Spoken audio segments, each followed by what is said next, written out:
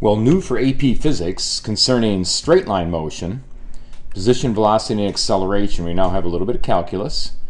X is a function of time, and then the velocity is just the derivative of x with respect to t. Acceleration, derivative of v with respect to t, dv dt. From this, we get that the velocity is also the integral of the acceleration with respect to time plus a possible constant, and the position is the integral of velocity, and that's essentially it. And for the next few minutes, if you need it, we will go over this in a little more detail for a little refresher on the calculus of motion. And if you're good with this, you can bypass this little presentation. So some preliminary ideas: average velocity, displacement over time, delta x over delta t. The instantaneous velocity is something we often want to obtain. Not just the average over an interval, but instantaneously. You probably already know what the difference between those is. The instantaneous velocity, a little difficult, because how long is an instant? Does it have any duration? Here's x versus t. And here's the point, P2, that we're interested in getting the velocity. Now we know it's the slope of the line at this point. What is the velocity? Well, we could begin by approximating across two different points. From P1 to P2, if you draw a line, the slope of the line is the average velocity over that interval, delta t. So there it is. Now we could pick a point P1 prime that's closer to P2. If we draw a line to those points, we get the average velocity over that interval, delta t. And it's closer to the answer we want, which is the slope of the line at point P2. Let's pick P1 double prime, draw a line to there, and as you can see, we're getting closer and closer with smaller delta t to the value of the slope at P2. V then is the limit as the delta t interval, this delta t. Basically, it goes closer and closer to P2 so the delta t approaches 0. So the limit as delta t approaches 0, delta x over delta t is dx dt, the derivative of x with respect to t. In like manner, a is the limit as delta t approaches 0 of delta v over delta t, or dv dt.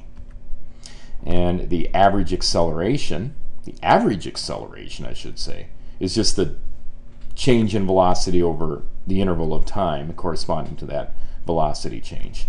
But we're more interested now in AP Physics with understanding the distinction of dv dt, and it's that infinitesimal change in time and the corresponding change in velocity.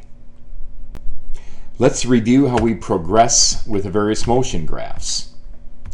We start with x as a function of time, go through velocity, and then acceleration. So x0, we have a point there, and the slope of the line at that point gives us the value of the initial velocity. The slope of the line at some later v gives us the value of velocity at that point in time as well. X is equal to the initial velocity plus initial velocity times time plus 1/2 at squared.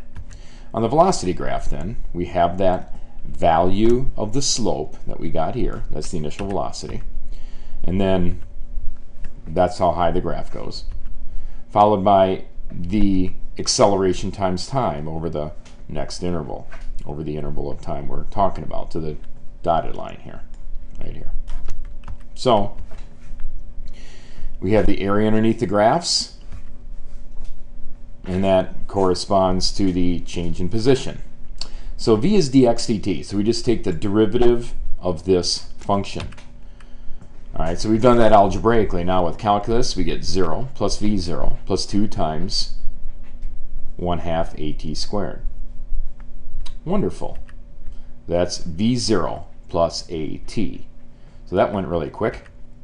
Finally, on the acceleration graph, a is dv dt, which is just 0 plus a. So a is a constant. Uniform acceleration. So now let's work those derivatives backward.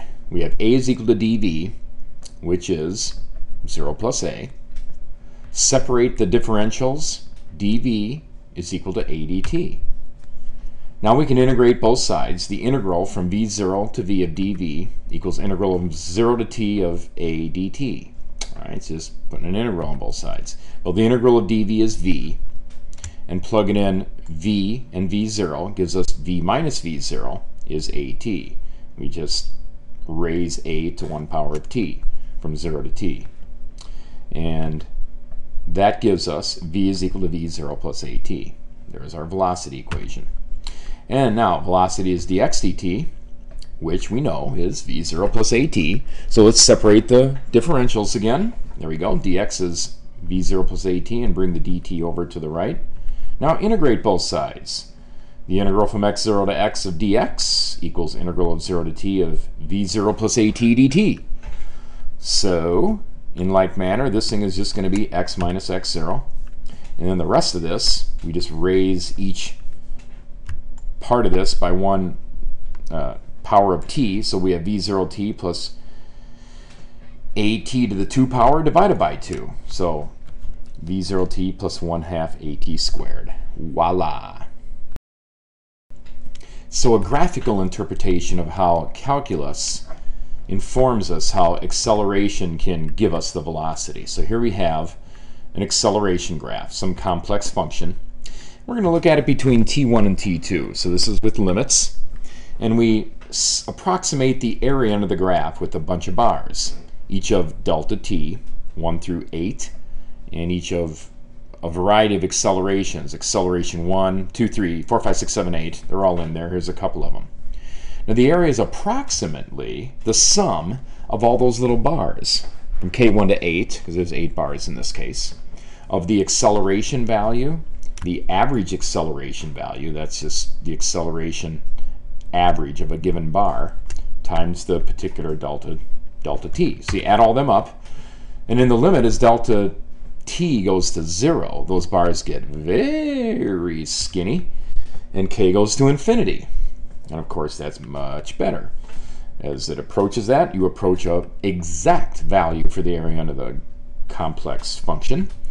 And then the delta t becomes what we call the differential, dt. So delta k becomes the dt.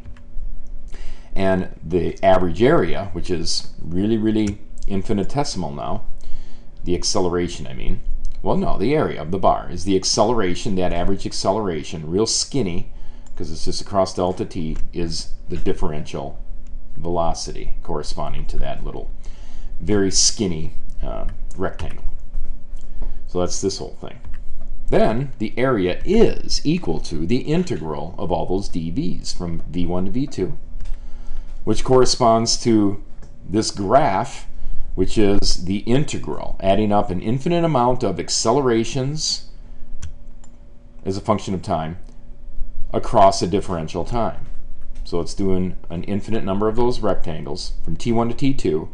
That's v2 minus v1 is what the first integral evaluates to, and that is delta v, the change in velocity, the area under the graph, perfectly. In like manner, and as a very close analogy, we have also calculus informing us how velocity can give us information about position. Actually, it's going to be change in position. So here's a complex velocity graph between t1 and t2, and we're going to simulate or approximate the area under the graph with the bars. In this case, once again, we're choosing 8 rectangles as a first pass approximation. Each one corresponds to a particular velocity, an average velocity across the interval. There's 2 examples. So the area is approximately the sum of the area of all those rectangles, the particular average velocity of a rectangle times its delta t. So in the limit again, k goes to infinity, and the delta t becomes dt. So that's that. And the velocity times that delta t becomes the dx, which is this. So then the area exactly equals the integral of dx from x1 to x2. It's going to give us a change in position, or displacement, which is, graphically here, the integral of velocity with respect to time from t1 to t2 times dt with respect to time again. So that's going to do the same thing it did with the acceleration, and we're going to get x2 minus x1, which is the area under the graph, which is delta x.